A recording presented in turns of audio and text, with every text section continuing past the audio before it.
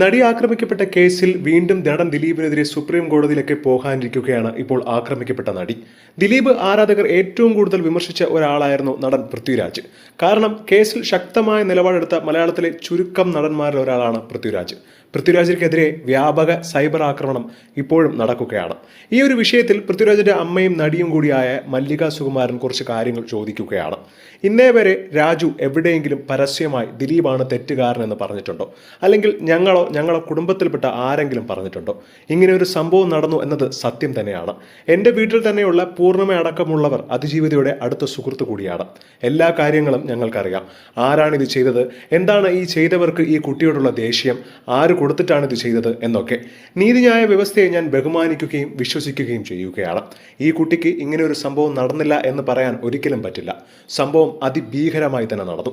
അസാമാന്യ മനക്കരുത്താണോ പക വന്നതുകൊണ്ടാണോ ഈ കുട്ടിക്ക് ഇപ്പോഴും നല്ല സ്ട്രോങ് ആയി നിൽക്കാൻ കഴിയുന്നത് എന്ന് എനിക്കറിയില്ല.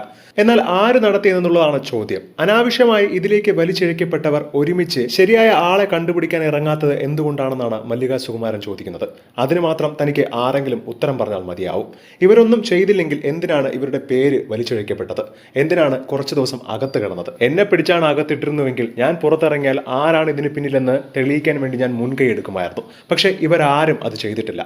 അതിനുള്ള ഉത്തരമാണ് എനിക്ക് അറിയേണ്ടത് എന്നാണ് മല്ലിക സുകുമാരൻ ചോദിക്കുന്നത്. എന്താണ് ഇതിനെക്കുറിച്ചുള്ള നിങ്ങളുടെ അഭിപ്രായം? താഴെ മറക്കാതെ കമന്റ് ചെയ്യുക. ഒപ്പം വീഡിയോ മറക്കാതെ ലൈക്ക് ചെയ്ത് സബ്സ്ക്രൈബ് ചെയ്യുക.